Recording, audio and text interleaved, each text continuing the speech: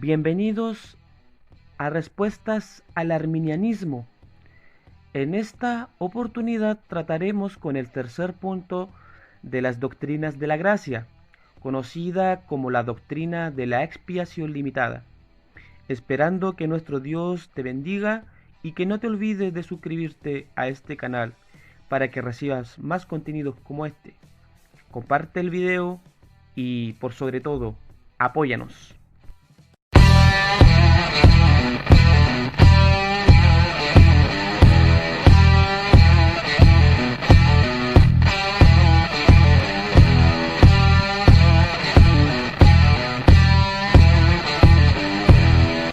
Bien, después de esta pequeña introducción, nos centraremos ahora en la explicación acerca de la doctrina de la expiación limitada.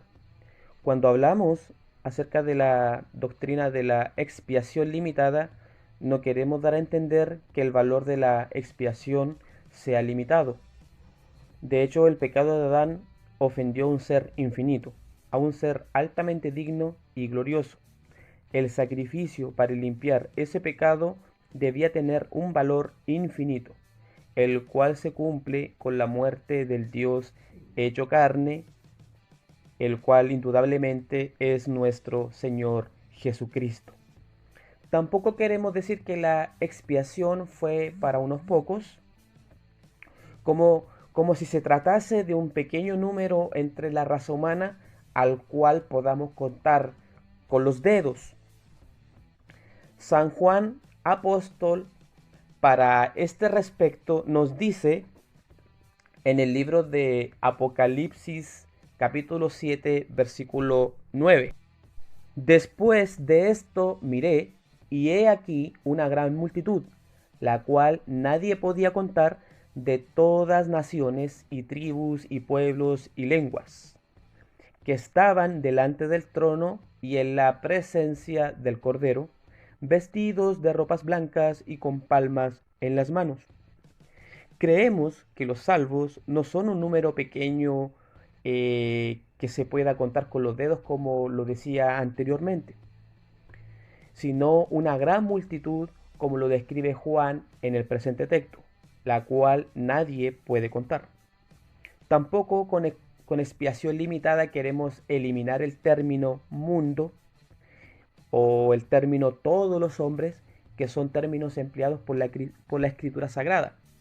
El punto no es que negamos que Jesús haya muerto por el mundo o haya muerto en rescate por todos los hombres. El punto de discusión es: ¿la expiación de Jesús fue en el sentido cuantitativamente o cualitativamente? Los arminianos católicos, romanos, molinistas, etc., lo entienden en el sentido de que Jesús murió y dio su sangre en expiación cuantitativamente por todo el mundo o por todos los hombres. Es decir, que Jesús murió vicariamente y expió los pecados de cada una de las personas que vivieron, viven y vivirán. Nosotros, por el contrario, creemos que Jesús murió vicariamente por el mundo y por todos los hombres en el sentido cualitativamente, es decir, que Jesús murió por cada clase de personas: ricos, pobres, blancos, negros, morenos, mujeres, hombres, de distinta nacionalidad, raza, lengua, tribu, etc. Volvamos a leer Apocalipsis capítulo 7, versículo 9, que dice: Después de esto miré, y he aquí una gran multitud, la cual nadie podía contar, de todas naciones y tribus y pueblos y lenguas, que estaban delante del trono y en la presencia del Cordero, vestidos de ropas blancas y con palmas en las manos. Apocalipsis capítulo 7 versículo 9. Aquí claramente se logra ver el sentido de la escritura al especificar que los salvos no son en el sentido cuantitativo, sino en el sentido cualitativo. Y estos salvos son aquellos por quienes Cristo murió. Cuando Jesús murió en la cruz, ya habían personas condenadas por las cuales Él no pagó el precio en rescate por ellos. Ya habían gente condenada cuando Jesús en la cruz ya estaba siendo crucificado. Por tanto, la expiación no puede ser en el sentido de que Él murió Por cada una de las personas que murieron viven y vivirán. ¿Cómo Jesús pudo haber muerto vicariamente por aquellos judíos a quienes él dijo que no eran de sus ovejas? Mas vosotros no creéis, porque no sois de mis ovejas, como os he dicho. Juan capítulo 10, versículo 26. La razón de su incredulidad es porque no eran de sus ovejas. Y es por esa razón que no podían creer, como nos dice. Por esto no podían creer. No te viene esa palabra. Por esto no podían creer. Una vez más. Por esto no podían creer. Porque también dijo Isaías, cegó los ojos de ellos y endureció su corazón para que no vean con los ojos y entiendan con el corazón y se conviertan y yo los sane. Aquí claramente Jesús recalca que estas personas no podían creer, es decir, estas personas no eran de sus ovejas.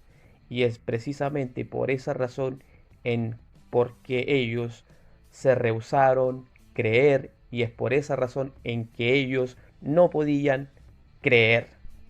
Al contrario de esto, las ovejas de Jesús oirán su voz, le conocen y le siguen. Yo soy el buen pastor y conozco mis ovejas y las mías me conocen. Juan capítulo 10 versículo 14. El apóstol Pablo así también lo entendía al decir, pero el fundamento de Dios está firme, teniendo este sello. Conoce el Señor a los que son suyos, y apártese de iniquidad todo aquel que invoca el nombre de Cristo. Segunda de Timoteo capítulo 2 versículo 19. Los arminianos nos acusan de que limitamos únicamente nosotros la expiación, pero el punto es que ellos también la limitan. Nosotros la limitamos en la extensión y ellos la limitan en cuanto al poder de la expiación. La expiación, según la entienden los arminianos, es potencial, que hace posible la salvación. Es Dios quien trata de salvar, que está tratando de salvar, que está tratando de salvar.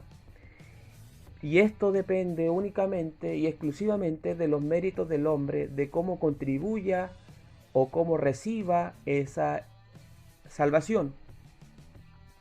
Al aceptar la expiación mediante la credulidad de la persona y de cómo éste contribuya a esa salvación, entonces la expiación se convierte en eficaz. El hombre debe contribuir con su fe, con su recepción, arrepentimiento, con cualquier acción externa, etc., para hacer posible esa salvación.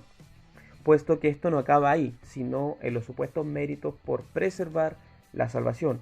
El hombre no solamente debe creer en el sacrificio de Cristo, o sea, el hombre no solamente debe contribuir con ello para que esa expiación se convierta en eficaz, sino que también debe preservar mediante sus esfuerzos, mediante su entrega, para que esa salvación no se le escape de sus manos. Dios da suficiente gracia o anticipante gracia, pero el punto decisivo para que esa expiación sea eficaz, como lo dice anteriormente, depende de cómo el hombre responda. Esto es como ver a un hombre ahogándose en el mar, al cual el capitán del barco, en este caso Jesús, le lanza un salvavidas. Eso podría ser la gracia anticipante, pero es el hombre quien debe en última instancia aprovechar esa gracia o ese salvavidas para convertir esa salvación en eficacia. Al contrario, nosotros creemos que el sacrificio de Jesús no depende de los esfuerzos de humanos o de los hombres para que se haga efectiva esa salvación. Es el capitán que desciende del barco y va en busca de aquella persona que no merecía ser salvo. Y esta descripción está en perfecta armonía según la descripción bíblica que nos dice. Leamos. ¿Qué hombre de vosotros, teniendo 100 ovejas, si pierde una de ellas, no deja las 99 en el desierto y va tras la que se perdió hasta encontrarla? Y cuando la encuentra, la pone sobre sus hombros gozoso.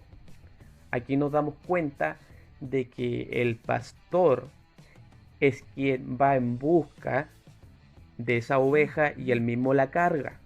O sea, él es el que la carga, así como el ejemplo que expuse anteriormente. Algunas palabras para designar a aquellos por quienes Cristo murió. Se les llama su pueblo. En Mateo capítulo 1 versículo 21 leemos: y dará a luz un hijo, y llamará su nombre Jesús, porque él salvará a su pueblo de sus pecados. Asimismo también Isaías capítulo 53 versículo 8 nos dice: por cárcel y por juicio fue quitado, y su generación, ¿quién la contará? Porque fue cortado de la tierra de los vivientes, y por la rebelión de mi pueblo fue herido.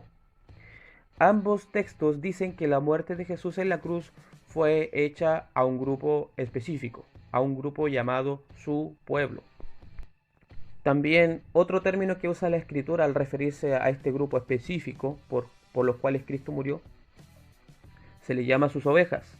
El apóstol Juan usa mucho el término ovejas para referirse a los elegidos.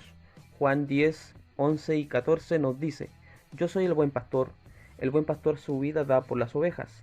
Yo soy el buen pastor, conozco mis ovejas y las mías me conocen.